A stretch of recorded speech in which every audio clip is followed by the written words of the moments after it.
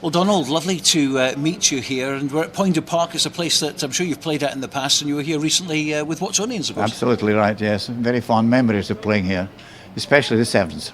And Watsonians had a history of Sevens, haven't they? Oh yes, they've done really well. Of the city teams, I think probably we've got the best record. But it's a great pleasure to always come back to the Borders. And of course, you played back in 1951 for Langholm, and you won the Gala Sevens, which was somewhat of a miracle at the time, I suppose. Yes, yeah. First of all, it was a terribly wet day. I think the rain had been pouring down for a week beforehand. We were up to our ankles in mud, and we only played 3 ties, having got a bye for the first round. So there we were, 3 ties, and we scored a massive 12 points, all told, to win the trophy. So it's somewhere in the Guinness Book of Records, I'm sure. Because the Sevens, of course, back in those days, we saw an awful lot of low-scoring matches back then. So very, very different to the high-scoring ties of today. Yes, I think the game has evolved tremendously. I know, speaking for the days when we played for Langholm, although we had some good players with Jimmy Maxwell and Hector Monroe in the forwards and Jim Telfer hooking, our policy, we had a very fast winger who was a Powder Hall half-mile winner, Alec Woodhouse, and we used to get the ball and kick it 50 yards downfield, and he would take off after it. And he could do that and run all day. I never saw him tired yet. And he could run so after second half, others were flagging a bit and he would still be going strong. That was the way we played, kicked the ball and chased it. And tackled like fury. That's why there were so few tries scored probably. Now, how much involvement do you have in Langholm these days? You still None at all now, none at all. After my parents died down there, it became less tenuous, so we don't go down except for rugby. That's about the only time. And it's sad to see Langholm slipping down the leagues. That's a heartbreak for me, but there it is. So tell us about your early days at Langholm. Well, I left Langholm to go to school in Dumfries Academy, and I was only 14 and a half when I went there, and they said to me, "You come from Langholm, you'll be keen on rugby." I said, "Yes, I'm quite keen on rugby, although I've not played any rugby because of the war years, you see." And they said, "Well, we're a football playing school and we've got soccer every Saturday." I said, "How many games of rugby will I get if I could play rugby here?" He said, "You might get 2 a term." I said, "I'll opt for soccer then. I want to play regularly." So I was straight into the school soccer team. So I only played rugby when I went home on holiday. And I think I played in 1945 when I was 17. And I got a program when I'm playing, I think, at Selkirk in 1946. But I was very raw and didn't know very much about the game. Some people might say I never learned much about it either.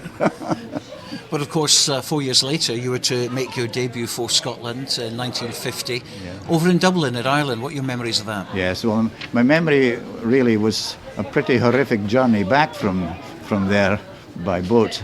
And I had to get back very early after the game because I was in the army and I only got so much leave of absence, and I had to be reporting back on Monday morning. So I had to go way down, come across to Glasgow and then away down to the south of England. But my memories of the game were that we hardly saw the ball, the wingers, because again it was conditions very wet, and I think the Irish thrived on that. I think living over in Ireland, they got plenty of rain there, more than we did, and they played the better rugby that day. It beat us 21-0. I don't think we could have scored even if it had been against 12 players. But you did turn it around, of course, the next game against England at Murrayfield. Yes, that was a great one, to play your first home game in front of a huge crowd and good conditions, and against the old enemy as well. So, it was quite awe-inspiring. My opposite number is a chap, J.V. Smith, who was Cambridge University, and a real flyer, much faster than I was. And I remember in the very first tackle when he got the ball, I went and hit him. And I hit him very low, and I thought I'd missed him completely. He was only 9 stone 6, but he was a flyer, and if he got away, I think he still scored 2 tries that day, but we beat them 13-11. Well, of course, after that, you were involved in the Murrayfield massacre, as it's been called, 44-0 against the South African Springboks. What happened there? That was horrific.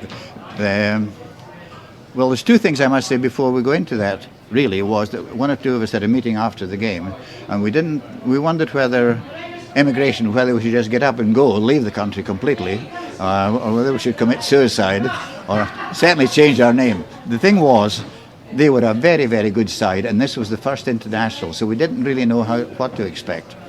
They ran at us, and their forwards were the ones that did the scoring. They scored, I think, 7 tries out of the 9 that day, because the backs ran into us, committed us, and flipped the ball to their back row, and they romped over, and they had a guy, Oki Geffen, who kicked goals from everywhere. He converted nearly all of them. So it was an education. But you had 11 caps, I think, for Scotland, 2 of which you actually won. We mentioned the English game there as well. And you were capped out of 3 different clubs, weren't you? Langholm originally, Watsonians, I think, for the French game in Paris, and also London Scottish. Yes. And I also was doing national service, so I did figure in 1 or 2 programmes as British Army in 1 or 2 programmes. I don't know whether that was for Scottish programmes or for the Army programmes or whatever, but... yes, I was moving around quite a lot at that time, and I played for the Barbarians. By the time I was 21, I played for a whole host of different people, and still don't think I knew very much about the game.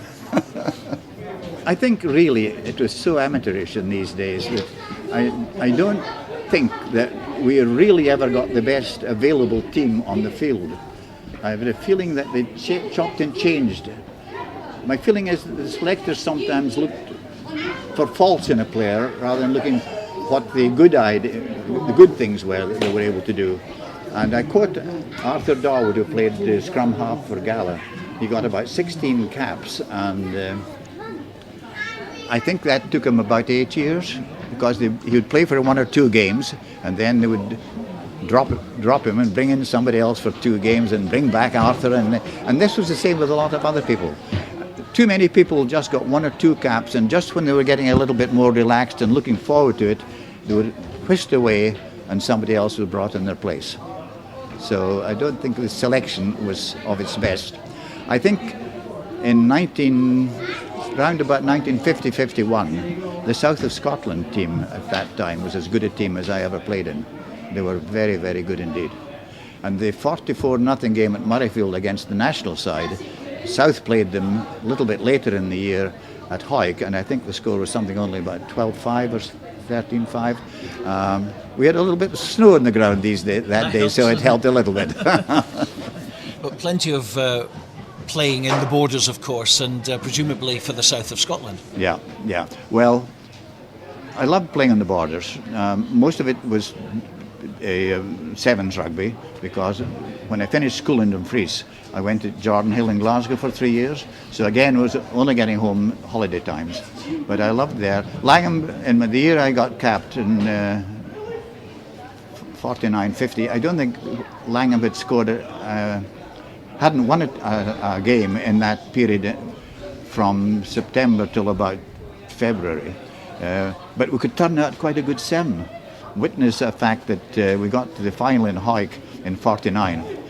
And I was so disappointed. We were beaten 6-3 by Gala, I think it was, in the final.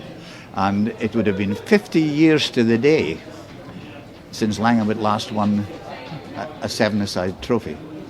And we were beaten 6-3, and I was very sad. But later on, played at Selkirk Sevens in the autumn, and we won there. And that, I think, was one of the most proud moments of my life. If somebody said to me, like you are looking at me at the moment, what was the greatest memory, I would say it was a toss-up between running onto Murrayfield for my second cap for Scotland or winning Selkirk Sevens. After 50 years in the wilderness to win, and I think I'd have opted maybe for the Selkirk win.